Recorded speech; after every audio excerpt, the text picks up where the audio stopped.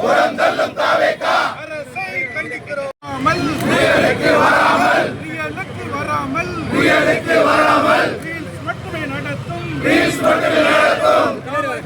அரசை வராமல் மட்டுமே நடத்தும் அரசை வன்மையாக கண்டிக்கிறோம். அரசை வன்மையாக கண்டிக்கிறோம். பேச்சுரிமையை பறிக்கும் அரசை வன்மையாக கண்டிக்கிறோம்.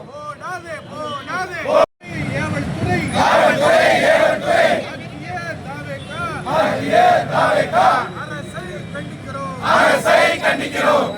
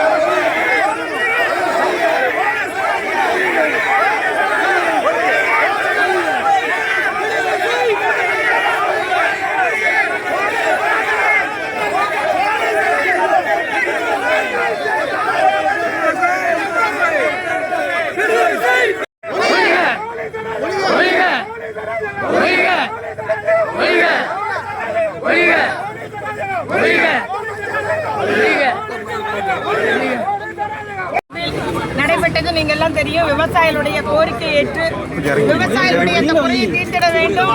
முறையாக காவிரி நீர் அவருக்கு வரணும். ஏற்கனவே குறுவை போச்சு, சம்பா நடவாத அவங்களுக்கு நல்ல முறையில் விளைச்சல் கிடைக்கணுன்ற ஒரு பெரிய அவங்களுடைய விவசாயிகளுடைய ஆதங்கம், அவருடைய கோரிக்கையை ஏற்று திமுக ஆர்ப்பாட்டம் நடத்தினது. இன்னைக்கு அவர் நம்முடைய எதிர்கட்சி தலைவர் மேல பொய் வழக்கு போட்டிருக்கிறாங்க. கைது செய்து தஞ்சாவூர் கூட்டு போறேன்றாங்க.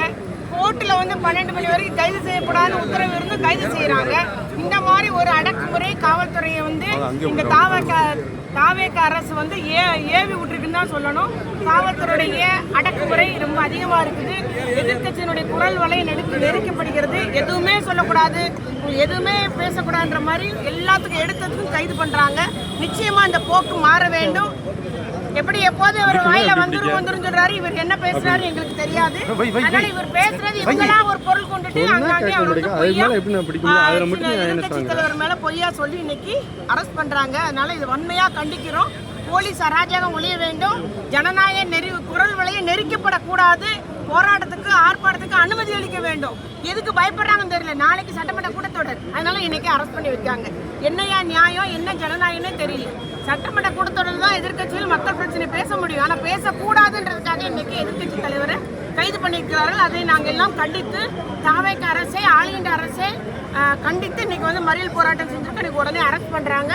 ஆனா ஆளுங்கட்சியினரே ஆர்ப்பாட்டம் வேற நடக்குது ஒரு இடத்துல, போலீஸ் அனுமதியோடு ஒரு ஆர்ப்பாட்டம் நடக்குது. ஆனா யார் ஆர்ப்பாட்டத்துக்கு கேட்டாலும் அனுமதி மறுக்கப்படுகிறது இந்த தமிழ்நாட்டில் இங்க எல்லாமே. ஆகவே போலீஸ் அராஜகத்தை நாங்க கண்டிக்கிறோம். எதிர்க்கட்சியின் குரல் வழியை நெரிக்காது, எதிர்க்கட்சியின் குரல் வழியை நெரிக்காது.